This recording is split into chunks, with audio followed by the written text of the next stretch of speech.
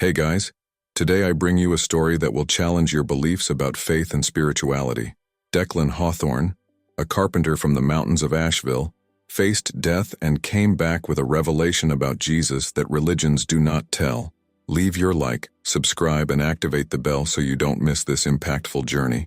Get ready to hear something that will move your heart and change your view of faith. My name is Declan Hawthorne.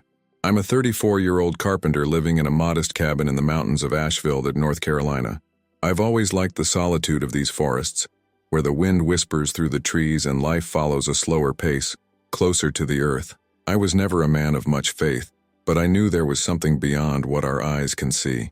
For me, spirituality was like the wood I worked, hidden in its fibers until you shaped it. That December night, the cold was bone-crushing. Me, my sister Lillian, and some friends were gathered around a bonfire in the backyard, laughing and sharing stories. Lillian was the life of the party, as always, her infectious laugh lighting up the room more than the dancing flames. As I listened to one of my friends tell a silly joke, an unexpected discomfort began to spread through my chest. It was as if something was gripping my heart, a sensation so sudden it made me frown. "Declan, is everything okay?" Lillian asked, her clear eyes reflecting the concern that only a sister can have. I forced a smile to calm her down. "Yes, just a little thirsty," I replied, trying to shake off the uncomfortable feeling. I slowly got up and grabbed my water bottle, but when I tilted my head to drink, I realized something was terribly wrong. The liquid, instead of going down my throat, just ran down my face and neck, cold and scary. "Declan," Lillian called again, but her voice sounded more distant, as if I were submerged in a fog. I looked at her, and that's when I realized panic was taking over. I tried to compose myself, but my legs didn't seem to respond as they should. "Lillian, I think we need to go to the hospital," I managed to say, my voice sounding weak and shaky. The friends around us began to move, their expressions alternating between surprise and concern. With every step I took towards the door, I felt as if something was ripping me out from within. An indescribable and terrifying feeling. The cold night air seemed to grow thicker, pressing down on my chest and making it difficult to breathe. That's when everything around me started to go dark, and the last thing I saw was Lillian's face, full of fear, as the world fell apart around me.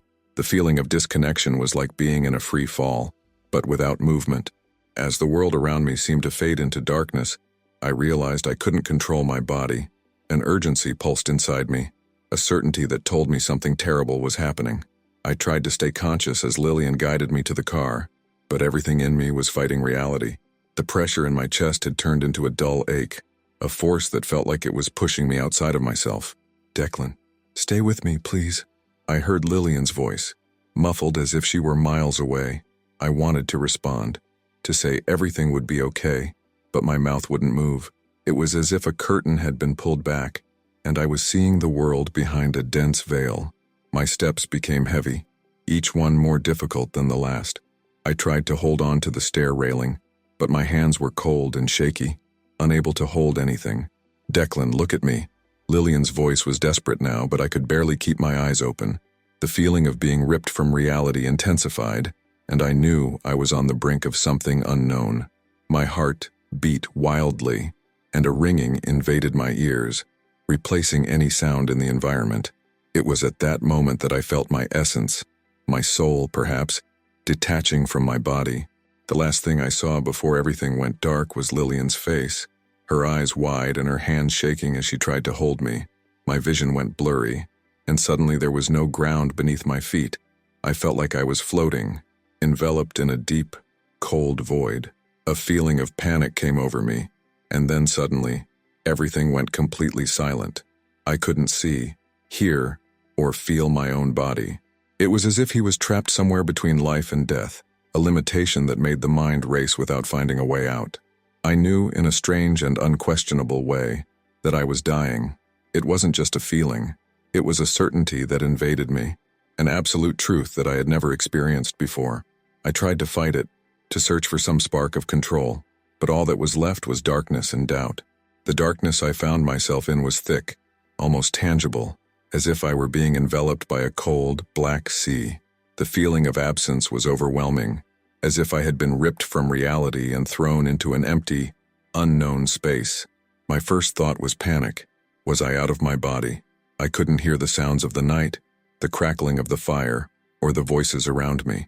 Everything was deafeningly silent. Suddenly, I felt a strange lightness, as if I were floating. The awareness of my physical body faded, and it was then that I saw myself, or rather, my body, lying on the floor, with Lillian kneeling beside me, tears streaming down her face as she screamed my name. "Declan, wake up, stay with me." The scene was surreal, like a dream I desperately wanted to wake up from. It was strange to observe everything from a different perspective, without feeling the touch of the ground beneath my feet, or the pain that once squeezed my chest. There was a barrier between me and reality, something that felt like a veil of ice growing, increasing the distance between me and the world I knew. Lillian reached out as if she could reach me, but I was separated from her by an invisible wall that froze any hope of contact. As I tried to process what was happening, I noticed a presence around me. It was subtle, but unsettling, as if shadows were moving in the periphery of my vision. I tried to move Maui, but there was no body to move. It was just pure consciousness, a thought that floated in nothingness. The feeling of being completely disconnected from my being was terrifying. What was that wall? Why was I isolating myself from voices, from the world, from life? I tried to scream, but there was no sound. Lillian's voice began to disappear, and reality began to fade away, like a memory lost in time. It was then that the lightness gave way to a force that pulled me, something that dragged me away from where I was, into an even deeper void. The fear intensified, and I knew I was crossing into a place where nothing was familiar. The feeling of being sucked into a vortex started slowly but quickly intensified, as if I were being swallowed by an invisible current. It was like being drawn into a whirlpool, with no way to resist. The last thing I thought about before being engulfed was Lillian, and a desperate thought crossed my mind. Will I see her again? As I was swallowed up by darkness, I felt my stomach turn as if I were free-falling, but there was no air, no wind, or anything to suggest movement. It was absolute nothingness, cold and penetrating. Panic rose in my chest, even though I no longer had a physical body to feel it. Suddenly, a faint glimmer of light appeared in the distance, but it was not a welcoming light. It was pale and cold, reflecting off something that looked like a wall of ice. The barrier, translucent and immense, rose in front of me, dividing me from the world I knew. On the other side, as if they were in a distorted aquarium, I could see the scene of my life. Lillian was still there, trying to revive my body with tears streaming down her face. She screamed my name, but the sound didn't reach me. The image of her, my friends, and the dancing bonfire became increasingly blurry, and I felt a grip of despair I had never experienced before. Before I could process what was happening, I was abruptly pulled back, as if an invisible force was dragging me away from the sight. I began to spin in a vortex, a whirlpool of shadows and whispers that invaded my mind with words and ideas. "You are part of everything. You are divine," the voices whispered, sometimes in unison, sometimes discordant. It was a cacophony that enveloped me, a sound that seemed to come from within and without at the same time. The speed at which I was sucked increased, and images passed through me like fragments of a hallucinatory dream. I saw scenes from my childhood, of people I knew and unfamiliar faces, all mixed together in a chaos that defied logic.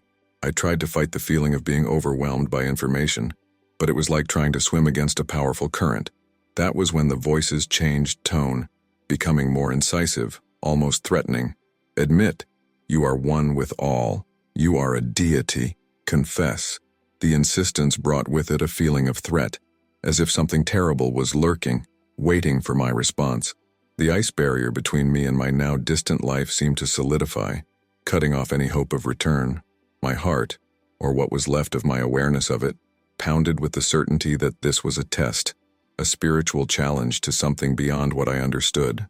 The voices repeated the same sentence, insisting that I confess to being something I wasn't.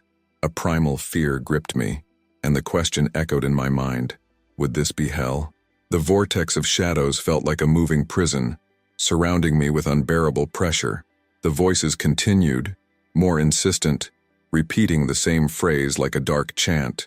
"Admit, you are one with all. You are a divinity. Confess." They were not ordinary voices. They were like foreign thoughts that penetrated my mind without permission, reverberating in a way that made each word echo in every corner of what I perceived as my soul. Admit it, the voices whispered, with cold urgency. The idea that I was a deity, that all beings merged into a single essence, was both mesmerizing and repulsive. I fought to push these thoughts away, but it was as if they were rooted in me, growing and feeding on my doubt. I began to wonder if this was true, if my entire perception of individuality was a lie. No, I murmured, or thought, not sure the word had come out of me in any tangible way. It was a hesitant no, almost suffocated by the fear and pressure that the voices exerted. The shadows began to move more frantically, as if reacting to my resistance. The cold intensified, and the wall of ice separating me from my life seemed to grow once again, blocking any trace of hope. A new voice emerged, different from the others, deeper and more threatening. Confess, or you will be cast into the eternal void. Admitting is your only salvation. A countdown began somewhere far away, but it was audible in my mind, like a funeral drum marking my last moments. 5, 4, 3. Desperation took over me. The idea of giving in to pressure and confessing to something I felt was a lie filled me with a dread I couldn't describe. Yet the alternative seemed equally terrifying. What was this eternal void? What did it mean to be thrown into it? The questions swirled around me, and time continued to tick by. 2, 1. The shadows stirred as if they were about to swallow me, and the cold became almost unbearable. At the last second, I screamed with all my remaining strength. No, Jesus is the Son of God. He is perfect, and I am only human. The echo of my words seemed to break something in the air, and for a moment, everything stopped. The vortex froze, the shadows shrank, and the voices stopped. The silence that followed was so dense that it seemed to have its own weight, a moment frozen in time, where everything awaited the unfolding of the next act. The silence that followed my scream felt like a bottomless abyss. The vortex stopped, and the shadows froze in full motion, as if time itself had been suspended. The feeling was overwhelming. I felt small, vulnerable, and at the mercy of something much bigger than anything I could have ever conceived. It was then that a golden light began to form, timid at first, but growing with an intensity that warmed even the darkest corners of where I was. Light filled the space around me, chasing away the shadows and dispelling the cold. I didn't know if I had eyes at that moment, but somehow I saw them. The presence that emerged from this light was not a physical form, but an energy so familiar and powerful that it made me cry, even without tears. It was as if the purest love in the world had materialized before me. Declan, the voice echoed in my mind, serene and deep. It wasn't a question, nor a reprimand. It was an affirmation, as if saying that I was known, that all of me was understood. There he was, not the harsh and punitive figure that is so often preached, but a presence of mercy and compassion, Jesus. The light came closer and I felt a touch, not physical, but one that went through my being, a touch that healed and restored at the same time. With this gesture, the pressure that the entities had imposed on me was removed, and the weight I felt in my essence was shifted, balancing something invisible. It was as if a symbolic scale had been rebalanced, where my good and bad actions were considered. "You are forgiven," Jesus said, and the impact of those words echoed throughout my being. I had never felt such deep peace, such complete acceptance. I looked at him, or rather perceived him, with a mixture of relief and disbelief. "Is that it?" I asked, doubt and surprise permeating my thoughts. Jesus smiled, a smile that conveyed tenderness and understanding. "Yes, that's it," he replied, and there was a lightness in his voice, like the silent laughter of someone who understands more than he can explain. The shadows that once surrounded me began to dissolve completely, and the wall of ice that isolated me from life shattered in a shower of sparkling lights. The warmth of the light around me began to slowly dissipate, and I knew it was time to return. Jesus conveyed the message without words, as a thought that invaded me clearly. "Now, you need to return. The pain will be temporary, but necessary. Go and live with this truth." I prepared for the transition, knowing that the return wouldn't be easy, but also knowing that I would never be the same. The light surrounding Jesus began to slowly dissipate, leaving me with a feeling of peace and renewal that I never knew was possible. I still felt his touch, a warm, cozy memory that coursed through what I now perceived as my soul. The weight that once crushed my spirit was gone. I felt light, as if an invisible chain that bound me had been cut. "You are forgiven," he said again, and those words repeated inside me like an echo. It was a simple statement, but full of meaning. The guilt, doubts, and fears I carried for years dissolved in an instant. There were no conditions. There was no list of reparations, just pure, unconditional forgiveness. Disbelief took over me, and even without having a body, I felt as if a tear wanted to fall. I looked at Jesus, or rather, I felt him with my whole being. His presence was unlike anything I had imagined. He was not the stern and distant judge he was often painted to me in sermons and religious texts. Here was someone who knew every part of me, the good and the bad, and yet welcomed me with a love that asked for nothing in return. "Is that it?" I asked, more to myself than to him. It was difficult to believe that after everything, my failures and the moments when I doubted or tried to resolve things on my own, that was enough to be accepted, forgiven. Jesus smiled, and there was a lightness in that gesture that made my spirit tremble with emotion. "Yes, that's it," he replied, with a calmness that disarmed any resistance. His smile was like that of an old friend who had just told a joke in a quiet moment. There was no solemnity, just a deep and serene understanding. The shadows that once threatened me have completely receded, as if they had never existed. The cold disappeared, and the wall of ice shattered into millions of pieces that glittered like stars as they dissipated into the air. I felt like I could breathe again even though I had no lungs. There was a feeling of fresh air, of rebirth. The reality around me began to change, and the golden light that once surrounded me began to fade. Jesus conveyed one last thought, not in words, but in pure understanding. "Take this truth with you, remember, and live in a way that spreads that light to others." I knew it was time to go back, and a pang of fear briefly appeared at the thought of what came next, but it was quickly replaced by a calm certainty. The return to the body was announced by a sharp pain, a shock that made my consciousness shudder. The light went out completely, and the void gave way to reality. I was back, but a new person. The pain that enveloped me as I began to return to my body was like being thrown from an abyss and landing suddenly on rocky ground. Every nerve seemed to awaken at the same time, as if millions of needles were piercing my skin. The golden light around me was replaced by the dim light of the physical world, and the sound abruptly returned. The first thing I heard was crying, Lillian's voice, sharp and full of despair. My eyes slowly opened, blinking against the dim lights and shadows cast by the now nearly extinguished fire. Everything felt surreal, like I was waking up from a deep dream. I tried to move my fingers and felt the cool texture of the grass beneath my hands. Breathing was a painful effort, as if my lungs had forgotten how to do it. "Declan, can you hear me?" Lillian's voice reached my ears, broken by sobs. I struggled to respond, but my throat felt as dry as sand. I moved my lips, forming an almost imperceptible whisper. "I'm here." The relief I saw in her eyes was instantaneous. The tears streaming down her face now had a glimmer of hope. She held my hand, squeezing it tightly, as if she feared I might disappear again. Little by little, the other faces around us began to become clearer. Friends who had once been laughing now seemed shaken, torn between fear and confusion. One of them, Sam, had his phone still in his hand, ready to call emergency services, but hesitated when he saw I was conscious. "Declan, you need a hospital, man," he said, his voice sounding distant, like I was still partially out of my body. I shook my head slightly, unable to do more than that.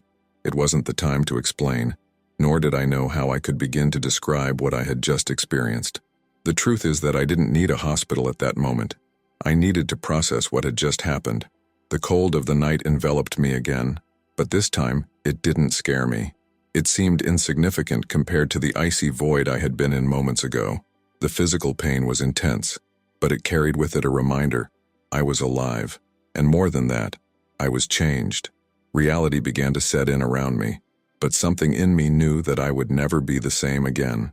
The image of Jesus, with his compassionate smile and his words of forgiveness, remained engraved in my mind, like a burning flame that I knew would never go out. In the days following that night, life returned to an almost normal rhythm, but everything around me felt different. Every little task, like getting out of bed, talking, or even holding a tool at work, had a new weight to it. My mind revolved around the experience I had, the presence of Jesus, the threatening voices, and the unconditional forgiveness I received. How could I explain to anyone what had happened? The world seemed so small to me compared to the vastness of what I saw and felt. For the first few days, Lillian wouldn't let me out of her sight for a second. "Are you okay?" she asked again and again, her eyes still carrying traces of the fear she felt that night. I responded with a nod and a small smile, but I knew she noticed the change in me. I myself felt it in every beat of my heart, like a reminder that something in me had been reborn. The biggest challenge was getting back to the routine, handling the hammer and wood, hearing the familiar sounds of the workshop. Everything seemed imbued with a deeper meaning. It was as if I was seeing the world for the first time, but through a filter of clarity and compassion. The memory of Jesus' own smile and his words, "You are forgiven," resonated with me, inspiring me to see others and myself with more understanding. But it wasn't easy. The fear that I could have imagined everything, that perhaps it had been a delusion, came back to haunt me on lonely nights. I would sit on the porch of my cabin, the dark forest around me like a silent embrace, and let my mind wander to those questions. But whenever doubt tried to take root, the memory of golden light, warmth, and forgiveness brought me back to the truth I knew I had experienced. One night, Lillian came to me, sat down next to me, and broke the silence. "Declan, what happened that night?" she asked. Her voice was soft but carried an intensity that I couldn't ignore. I took a deep breath, feeling the cold air fill my lungs, and looked up at the stars. "I found something I never thought possible," I began. "I found Jesus, but not like they say. He is pure compassion, and he forgave me in a way I never imagined." She listened to me in silence, her eyes shining with unshed tears. "That explains why you look different," he murmured. I nodded, not knowing exactly how to put into words what that meant. I wanted to live so that that forgiveness and that compassion were reflected in every choice, in every word. It wasn't just a lesson, it was a new way of existing. My view of faith, life and death has changed irrevocably. I understood that the true path was not the fear of condemnation, but the search for a life of love, compassion, and forgiveness, like the one I received without demanding anything in return. The days, weeks, and months that followed that experience brought new light into my life. Each morning was a new beginning, a reminder that I was alive for a reason. The image of Jesus, with his serene smile and his words that carried the weight of an entire universe, "You are forgiven," continued to echo in my mind. I realized that my life had been changed not just by the near-death experience, but by the deep understanding of what it meant. I started looking at the people around me with different eyes. Where before I saw flaws, I now saw untold stories, invisible struggles. I learned to forgive, not just others, but myself. Jesus. Forgiveness was not just a gift, it was a call to action. If he, knowing every part of my soul, forgave me without hesitation, who was I to hold grudges or hold on to grievances? The fear of death, which once hung like a shadow in my mind, disappeared. I knew now that death was not the end, but a transition, a passage into something greater and brighter than anything I could imagine. This understanding did not make me invincible, but it gave me calm courage to face each day with purpose and love. I began to tell my story to those who were willing to listen, not with the intention of convincing, but of sharing the truth that was revealed to me. I spoke about the mercy of Jesus, about the unconditional love he has for each of us, and how the image that is so often painted of a punitive and distant God is incomplete. I wanted people to know that there is more, much more, that forgiveness and compassion are not just concepts, but powerful realities that can transform lives.